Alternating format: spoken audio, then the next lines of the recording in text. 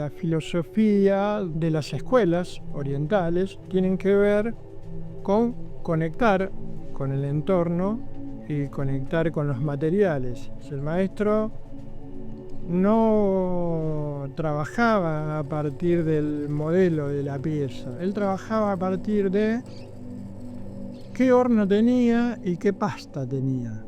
Es una forma de trabajar filosófica que tiene que ver con la enseñanza de las escuelas de ellos.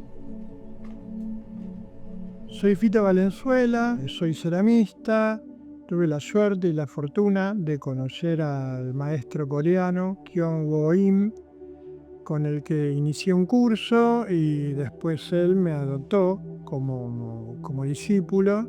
El maestro falleció el año pasado, es un maestro muy importante y él, sus últimos días siguieron siendo investigando. Tenía la costumbre de caerte de improviso, eso me lo ha contado gente del Chaco, sin avisar de caía, o así nomás. Él venía a hacer cerámica. Hay pasta, si hay pasta, trabajame.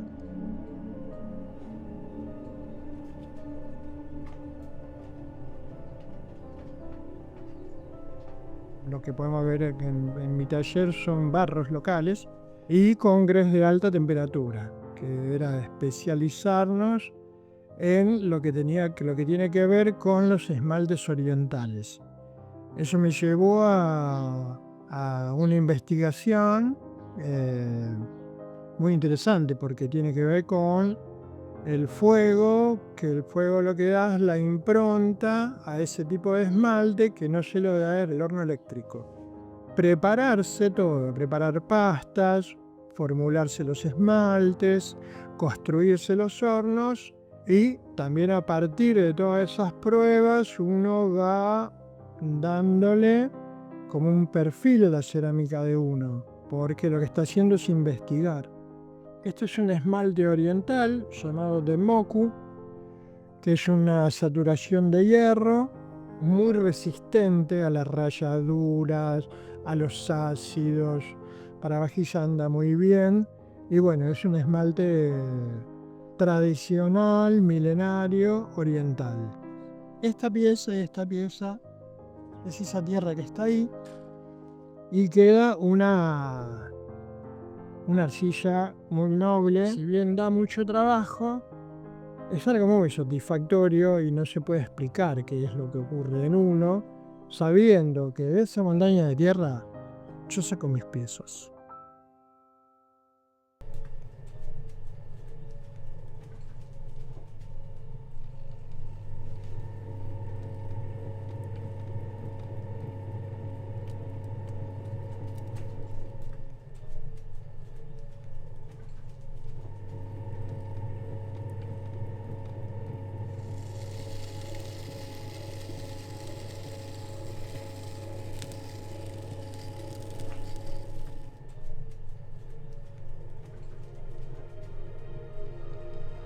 Bueno, hablemos un poco del raku, que es una técnica japonesa, milenaria. Bueno, consiste en hornear una pasta que tiene que tener preparado para el choque térmico, porque lo vamos a sacar al rojo del horno. Por lo general tiene talco industrial. Y esmaltes que tienen que ver con óxidos que ayudan a los resultados. Esto se saca la pieza al roja, se coloca en el aserrín, se tapa, se lo deja 5 minutos y a los 5 minutos se la puede sacar, limpiar, ya está caliente, se puede poner en agua para lavarlo y ahí se ven los resultados. Y el aserrín lo que hace ahí es una reducción de oxígeno y pasan estas cosas con los óxidos. Siempre es muy divertido porque lo que nos pasa es justamente que nunca tenemos los mismos resultados. Entonces es la sorpresa de la horneada. Este es el horno piramidal, que con este es con el que se hace el raku. Acá está el rojo y acá está abierto con las pinzas para sacar las piezas al rojo para sacar el Raku. Y a él le gustaba que flamee. Y lo que me queda de mi maestro en lo que hago hoy tiene que ver prácticamente en todo. La creación de la pasta a partir de la tierra, la creación de los esmaltes. No se me ocurre comprar algo hecho.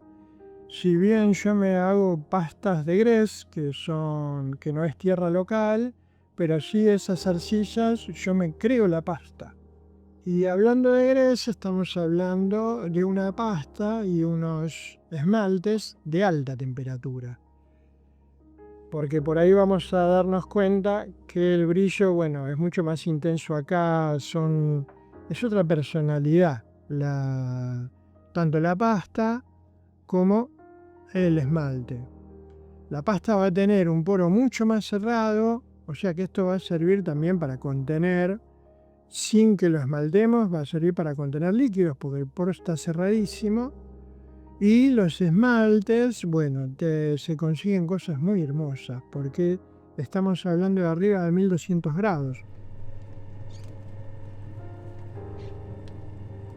La mirada y el contacto hacia la tierra, por esto lo de las arcillas locales, invita a uno a tener que ver qué óxidos tienen, cómo se comporta, cuán amable es en el torno. Y esto es algo muy interesante porque no nos limita a hacer una producción simple de algo pensado, sino es de algo sentido. Hay como una impronta que tiene que ver con las manos, con lo motriz, con lo psicológico, con lo espiritual que uno pueda encontrar en lo que uno está haciendo.